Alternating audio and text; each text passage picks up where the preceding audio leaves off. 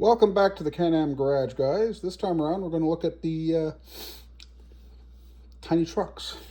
Sorry for the pause there, but it's a bit of a inside joke. My friend Chris Martin started referring to the 132 snap together trucks as tiny trucks, and I guess he's right. If you really want the big ones, well, there's the 1/16 scales by Monogram / Revell in today's world. Anyway, first up, this is what's currently available is the Mack R model. We're going to have a quick look. We're going to have a look in the box. We're going to have a look at the decals. The instructions are really simplified. And you can certainly see the difference between this and modern day trucks. Swapped over part from the old GMC General, which is fine. Alrighty, and I'm actually going to take things out of the plastic for you. Give me a minute. And we'll start slicing and dicing. Okay, so out of the bag, don't know if I'll take everything out, but out of the bag we have for you the Mack R. Nice shiny plastic, beautiful. Notice the nice little cutout like that. My friend Robert Marcel, who drove for not Robert, SGT, Super Green Trucks, drove many a mile with a Mack R with a little cutout, and he says your head goes on the driver's side of the bunk. No room for it at the other end, he says. Wheels and tires that I was up checking, measuring for better fit, look, etc. It's the one thing I don't like about these Monogram kits. Don't mind the fact that the tires are plastic. They can definitely be painted a more appropriate rubber color, but there's no back. There's a couple workarounds, and I normally use one. Might use the other this time. We shall see. This is the other thing I don't like about them. That's supposed to be the inner drive wheel, and that's just like, no, no. And this side goes against the frame. That side faces outward, too easily seen. Thought I'd taken off another, but I guess I hadn't, so we'll just swap out the drive wheel for the steer wheel. Always looks good in my book, but it'd be nice if there was Steelies or something, wouldn't it? Yeah. Mack being a work truck, well, one vertical exhaust, and it's one-sided. Don't really notice it, and that's quite all right. Your running lights goes on the push bumper, even though it's not, it goes on the bumper, it goes to the top of the bumper, even though it's not shown on the kit box.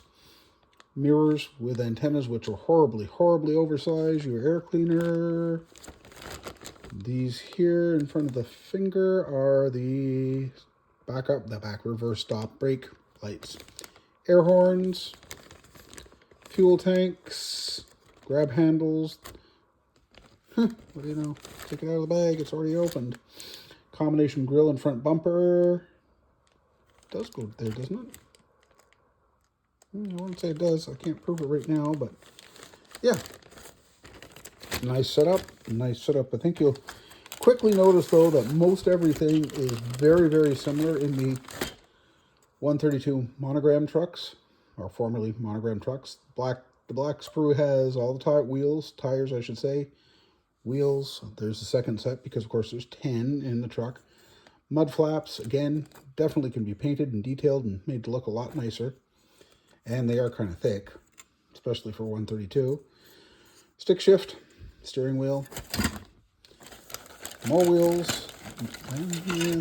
Nope, sorry, it's just tires. And you'll notice that they have engraving, but it still says it's the Union 76 tires. I have issues with that. That's all right. Lots can be done. Typical of the 132 trucks, the frame is all one piece. Dual small battery boxes here on the Mack. The bottom end of a Mack engine, I'm assuming. I think it's fairly different from the others. Anyway, it's nice. Nice enough, let's put it that way. Nice enough would be the way to put it. The neatest part about this kit is the fact, okay, there's the actual drive shaft and the drive shafts and the bottoms of the differentials. We'll get into the rear drive axle in just a minute. The air cleaner, the fifth wheel mount, and that goes up on the top of the cab with running lights in between each. Right here, And if you take a look at these, especially with how it attaches, you'll notice, hey, really, that's Mack's Camelback suspension. Yep, definitely could be had at that point on the R Series. The combined sleeper interior and cab interior, as memory serves, pardon me, I'll look I'll look around the camera. Yeah, there's faint engraving there. You can detail it to an extent. You just never know. The fifth wheel, as I mentioned here, maybe it's not quite the same way on the Mack R. Because that's not that, is it? Is it? I don't know. I'll have to look. It seems to me that there's supposed to be a part that comes out the center of the fifth wheel. I think they realized that by this point, that having a peg sticking up through the fifth wheel wasn't the most realistic. And I suppose some people really want to see that part. Yeah, it's copyrighted by Mack.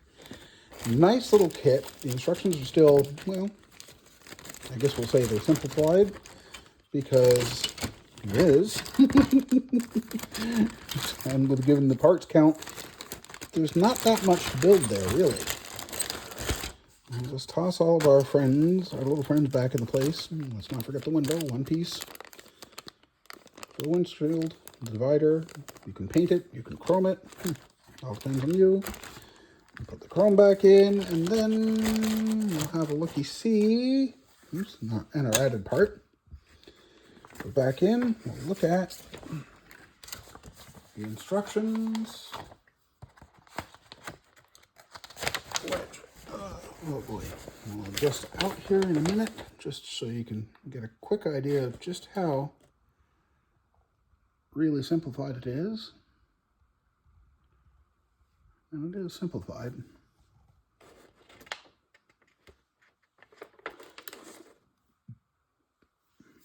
Excuse me. Okay, yeah, the fifth wheel does not mount like that. Huh, what do you know? It mounts differently, so there's actually a hole coming up through the fifth wheel. What do you know? So the piece I was looking at, that H, goes into the air cleaner, which was my other thought for it.